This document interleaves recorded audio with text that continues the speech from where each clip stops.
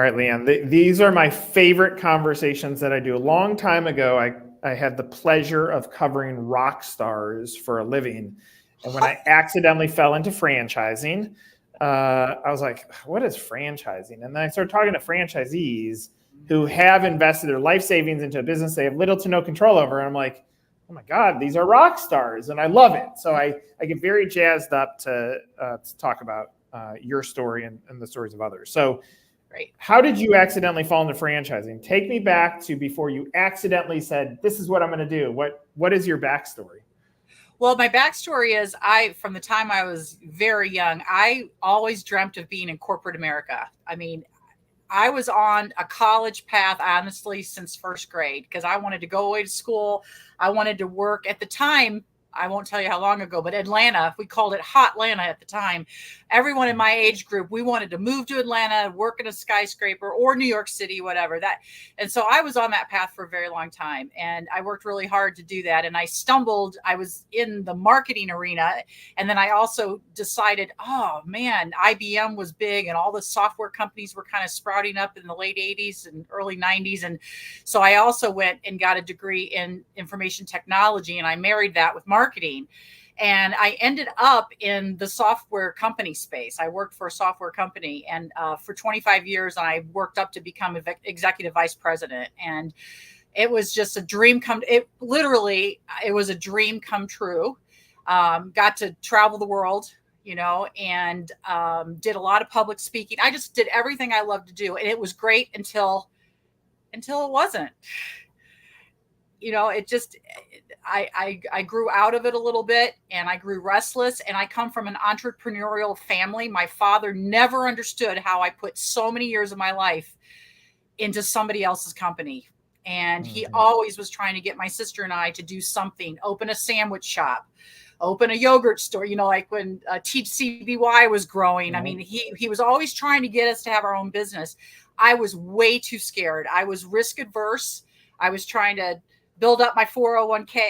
I just was risk adverse. My sister, on the other hand, she was a risk taker, and she went on a different path, and she became a massage therapist, an esthetician. She helped people relax, and I was tight as a drum. I was in the high stress world. And the whole idea of getting in, owning my own business, came from our father.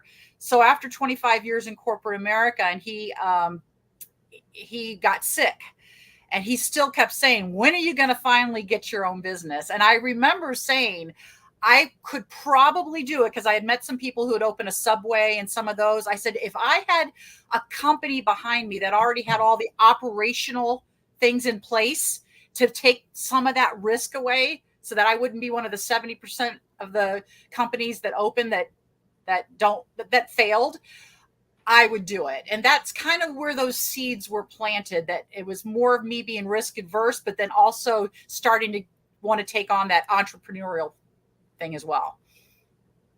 Okay, so a bunch I want to unpack there, but before I unpack that, you start thinking about this, and it obviously resonates with a lot of people that if you're risk averse and you are having this moment in your career that you're like, I really don't want to continue to work this hard to make money for others, and I want to build wealth and equity for myself.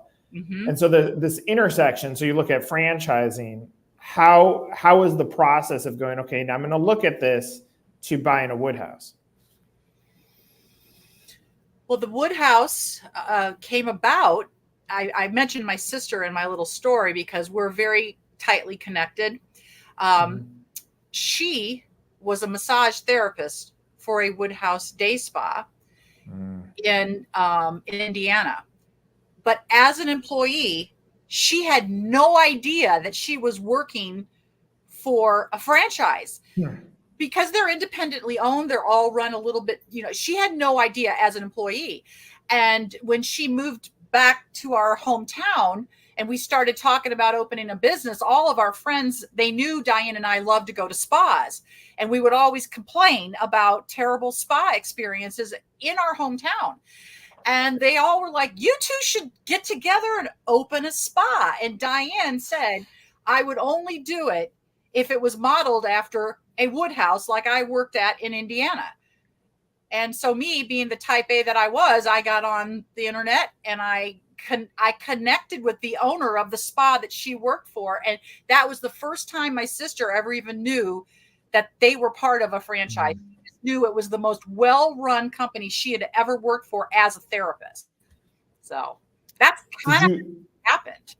I mean, that's great. Did you look at other brands as a part of your process, or were you like, Woodhouse is it? Absolutely. Not only because I had been a guest at, when she was a massage, I used to go to that spa, and I'm like, to me, that was exactly what I was looking for. We live in a kind of a high-end touristy area in Florida, and all the spas that we would go to were in resorts. And Diane and I were like, how can we take that resort experience and bring it to the people that actually live in a resort area but don't want to have to deal with going to a resort? They want to do it in their own neighborhood. So our concept was, how do we bring that neighborhood luxury spa experience to the people that we know, that we grew up with, that work in our town? And I was just passionate about it. I'm like, I didn't have to look anywhere else, only because she had worked there. And then when I reached out to Woodhouse, which was within 24 hours of us having this conversation, honestly, I was on it. They reached out to me. And from that moment, the process was so impressive to me. I mean, that I didn't really look anywhere else, to be honest with you.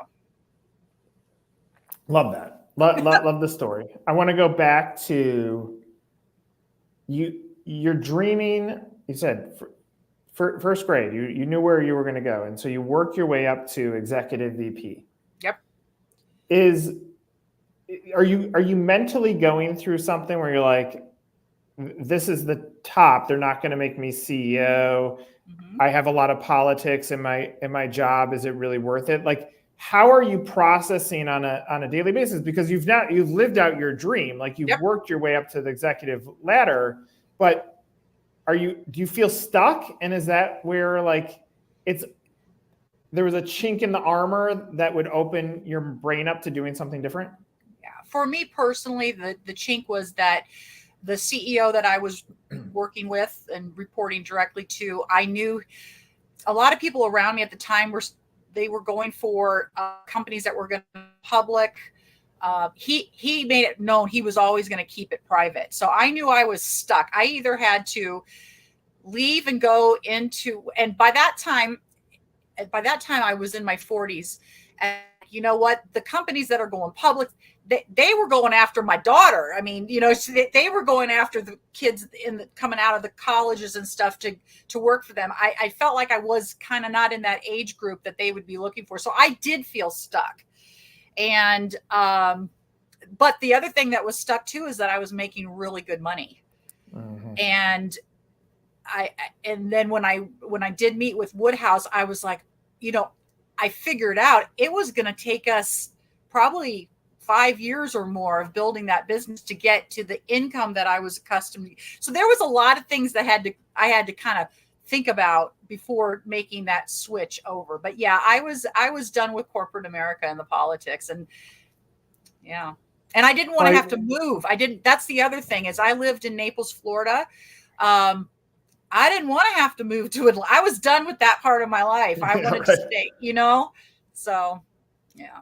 Well, it's interesting because take the statement of evaluating. Obviously, as an executive VP, you're a smart human being that's looking at every aspect of the business, and you're saying, okay, here's what my pro forma is going to look like. But I would imagine when you use the term income, where you eventually landed on, I'm going to speak for you and then correct me if I'm wrong. Okay. But income was cash, but income was also happiness, because you had to like look at this and say, okay, it's going to take me some time to build this.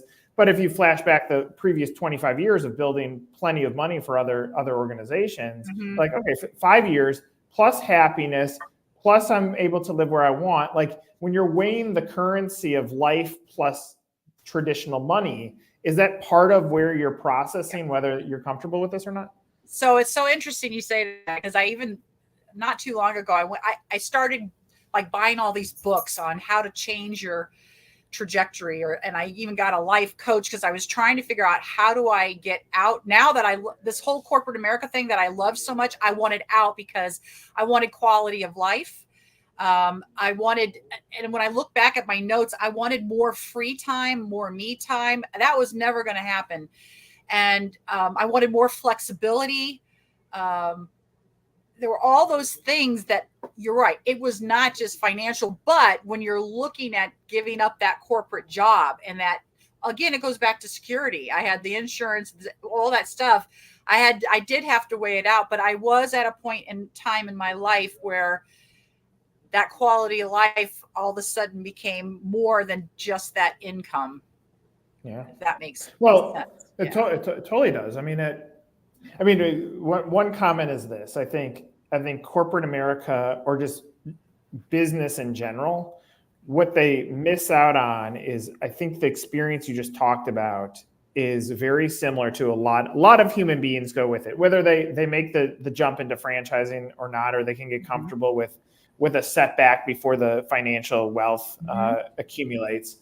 But corporate America executives miss what you were just saying. Like, if they could say, we have someone that hustles, someone that cares, someone that's loyal, how do we weave in flexibility to this, knowing that they're still going to do what has to get done and can have a tremendous impact on our business? It's almost like that all gets dismissed because it's not black and white. And I think that obviously that's where franchisees or entrepreneurs are born from, but it's like catch the entrepreneur before they catch you, because that's how you continue to build up a business, 100%. And I just see it with my own adult children now. COVID changed a lot. Because now executives are able to work from home. The whole mindset has changed with that. If you get your job done and you do, it doesn't matter if you're doing it 2 a.m. or whatever. But when I was at this stage, which was about 12 years ago, when I was looking at franchising, it was still pretty, you had to clock in and out still. And then if you were on a business trip and you were flying over the weekend, you were still expected to be there Monday morning, if your flight came in on Sunday afternoon. So it was such a different time then, for me anyway. I don't know if that has to do with what you're just saying, but that's where it did weigh in on me at that time. Well, ultimately, I think human beings, it's hard to build trust, and the construct of a 8 to 5, the reason that exists is because enough people take advantage of it. But you have to be able to look through and say, LeAnn can have tremendous value to us. This is how we value them. And I think that's part of what misses it. I mean, I'll tell you where my brain is definitely chirped up by this. I've heard in a work from home environment, which we're Chicago based ish, but we're in 23 different states. When I heard the line from someone recently, I need more work-life balance. I'm like, I'm going to struggle with this because I grew up in a time where you clock in. I'm like, don't you have that? Can't you do it? Don't you? But it's probably going to create the next wave of franchise owners too. Yep. So where's your head at now? Are you proud of what you've built up? Are you thinking about scale? Where are you at? Oh, this is great. Just to tell you, it was the most amazing experience of my life. I'm so happy we did this. And so my sister and I became business partners. So I wasn't alone. Again, I liked having that support. And it's so nice because I came at everything from an operational standpoint going into building this business. She for Woodhouse. We were passionate about building the right team and giving that work environment and building a culture. I was all about, maybe because that corporate culture that I was in, it had its ebbs and flows, but I wanted a really good company culture. So I took on the task of really managing the people. And she also was there. We had a lot of legitimacy because she was the therapist herself. So people wanted to work for us. And it's been an amazing experience. And I will say that we worked hard. We did everything ourselves, and our husbands came in and cleaned toilets and vacuumed. We did everything for about that first 9 months. And we thought we were going to be slow. I mean, we didn't know, but when we opened our doors, we got out, we hustled in town, and we put a good marketing plan together, and we were busy. We were busy from the start, and we were we won the award for being the first franchisee to have over $1 million in revenue within their first 12 months of the doors open for Woodhouse. Yeah. We were so proud of that because we live in a market that's seasonal. I mean, 50% of Naples goes back to Ohio in the summer, or Indiana, or Illinois. So to do that in a seasonal business was pretty amazing. So from the beginning, it was the most wonderful thing. And then that whole risk thing and the way our father raised us, he didn't want us, he had passed by this time, but we always knew we didn't want to have a lot of debt. And we paid off our SBA loan within 3 years.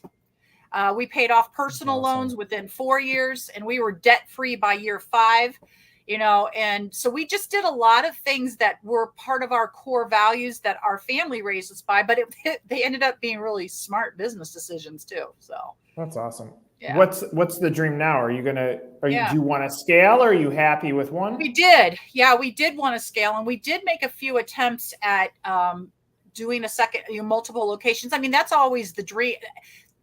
Let me back up one step. When we first joined, because I was really into business development, that's kind of in my background when I was in the software business.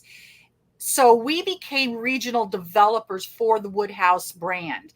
So Diane and I bought that piece of the business, and that was going to be my focus, was doing like you're doing and finding other franchisees that are like-minded that wanted to have that dream of a Woodhouse. So we helped open St. Pete. We've helped open a couple on the East Coast.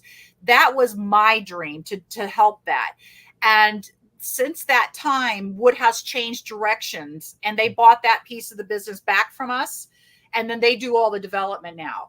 So I will say that changed a little bit of my trajectory, because I was passionate about helping other people like me transition out of corporate America into franchising, because I thought it had made such a huge difference in my life.